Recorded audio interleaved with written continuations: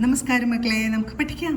ഇന്ന് നമുക്ക് കവർഗത്തിലെ മൂന്നാമത്തെ അക്ഷരമായ ഗ വരുന്ന കുറച്ചധികം വാക്കുകൾ പഠിക്കാം. ആദ്യം പരിശീലിക്കുന്ന വാക്ക് ആഗ്രഹം.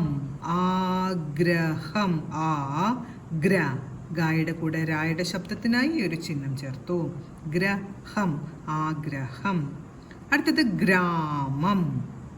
ഗായുടെ കൂടെ രായുടെ ശബ്ദത്തിനായി ഒരു ചിഹ്നം ചേർത്തു. ആ എന്നതിന്റെ ശബ്ദത്തിനായി ആയുടെ ചിഹ്നവും ചേർത്തു. ഗ്രാമം. ഗ്രാമം. അടുത്തത് ഗ്രീഷ്മം എന്നാണ്. ഗ്രീഷ്മം. ഗാ വരച്ച് രായുടെ ശബ്ദത്തിനായി ഒരു ചിഹ്നം ചേർത്തു. അപ്പോൾ ഗ്ര എന്നായി. ശേഷം ഈ എന്ന ശബ്ദത്തിനായിട്ട് ഈയുടെ ചിഹ്നവും ചേർത്തു. ഗ്രീഷ്മം. ഷായുടെ മുകളിൽ ചന്ദ്രക്കലയുള്ളത് കൊണ്ട് ഷായും മാ എന്നതും ചേർത്ത് ഉച്ചരിക്കണം. ഷ്മ. സ്മ. ഗ്രീഷ്മം. അടുത്തത് സംഗ്രഹം.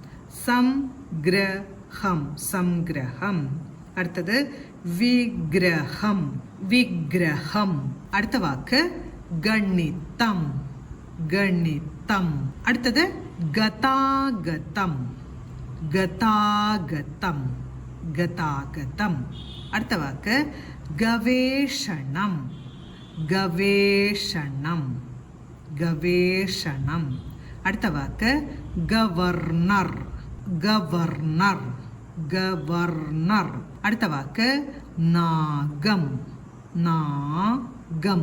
നാഗം. ഇന്ന് നമ്മൾ പഠിച്ച വ്യഞ്ജനാക്ഷരം ഗ വരുന്നതായ എല്ലാ വാക്കുകളും പറഞ്ഞുകൊണ്ട് എഴുതി പഠിക്കാൻ ശ്രമിക്കണം.